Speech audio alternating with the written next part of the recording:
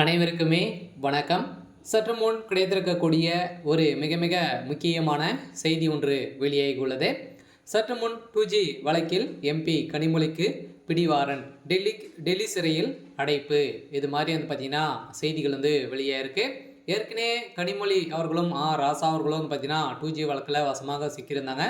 So இந்த வழக்கின் அடிப்படையில் ஏற்கனவே கனிமொழி அவர்கள் பார்த்தீங்கன்னா பிடிவாரண்டல் தான் இருந்திருக்காங்க. இதை தொடர்ந்து இப்போ பார்த்தீங்கன்னா சீமான் அவர்கள் கைது செய்யப்பட்டார். ஸோ இந்த நிலையிலே சீமான் அவர்களை பார்த்தீங்கன்னா குறித்து கடுமையாக விமர்சனங்கள் செய்திருந்த நிலையில் தான் இப்போ சீமான் அவர்கள் பார்த்தீங்கன்னா பெரும் கீழ்த்தரமாக பேசிய சம்பவத்தின் அடிப்படையில் பார்த்தீங்கன்னா இப்போ அதிரடியாக கனிமொழி அவர்கள் பேசிய சம்பவத்தின் அடிப்படையில் அவர் மீது வழக்குப்பதிவு செய்திருக்கக்கூடிய நிலையில் தான் இப்போ பிடிவாரண்டில் இப்போ பார்த்தீங்கன்னா டெல்லி சிறைக்கு அடைக்கப்பட்டதாக ஒரு தகவல் வெளியாயிருக்கு. ஸோ இருந்தாலுமே ஏற்கனவே 2G வழக்கில் ராசா அவர்களும் கனிமொழி அவர்களும் வசமாக சிக்கியிருந்தாங்க. ஸோ இதில் பார்த்தீங்கன்னா கொலை வழக்கில் வசமாக இவங்க தான் குற்றவாளி என நிரூபணம் ஆகக்கூடிய நிலை நீதிமன்றம் போட்ட அடிப்படையில் தான் இப்போ அதிரடியாக பிடிவாரண்டில் பார்த்தீங்கன்னா கனிமொழி அவர்கள் கைது செய்யப்பட்டிருக்காங்க அப்படின்ற மாதிரி தகவல் வெளியாக இருக்குது. ஸோ இதை பற்றி இந்த வீடியோவில் நம்ம முழுமையாக பார்க்கலாம். ஸோ அதுக்கு முன்னாடி நம்ம சேனலுக்கு இப்போ தான் நீங்கள் முதல் முறையாக வந்திருக்கீங்க அப்படின்னா மறக்காமல் நம்மளுடைய சேனலை சப்ஸ்கிரைப் பண்ணி சப்போர்ட் பண்ணுங்கள். ஸோ வாங்க வீடியோக்குள்ளே போகலாம்.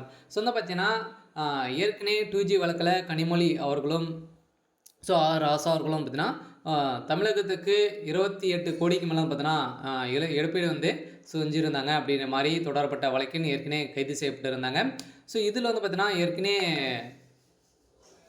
ராசா அவர்களும் கனிமொழி அவர்களும் பார்த்தீங்கன்னா திடீர்னு சிறையில் வெளியில் வந்த உடனே பார்த்தீங்கன்னா இதில் சம்மந்தப்பட்ட சாதிக் பாஷா பார்த்தீங்கன்னா கொலை சம்பவம் பெரும் அதிர்ச்சியை சலிச்சிருந்து. ஸோ இந்த நிலையில் தான் அவருடைய மனைவி தொடரப்பட்ட வழக்கின் அடிப்படையில் இதில் பார்த்தீங்கன்னா அமைச்சர் ராசா அவருடைய ஒரு நண்பராக தான், நெருங்கிய நண்பராக தான் சாதிக் பாஷா அவருக்கு இருந்திருக்காரு.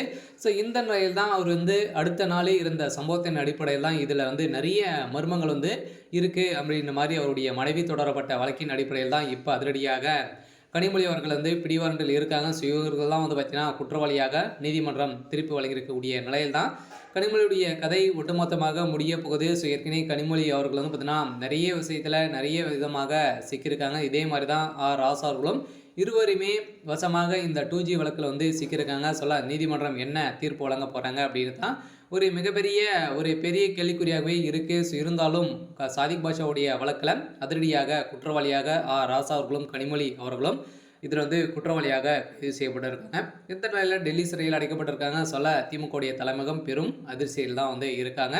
இருந்தாலும் என்ன நடக்க போகுது அப்படின்றத வெயிட் பண்ணி பார்க்கலாம். இது மாதிரி செய்திகளை தெரிஞ்சுக்கணும் அப்படின்னா மறக்காமல் நம்மளுடைய சேனலை சப்ஸ்கிரைப் பண்ணி சப்போர்ட் பண்ணுங்கள். தேங்க்யூ.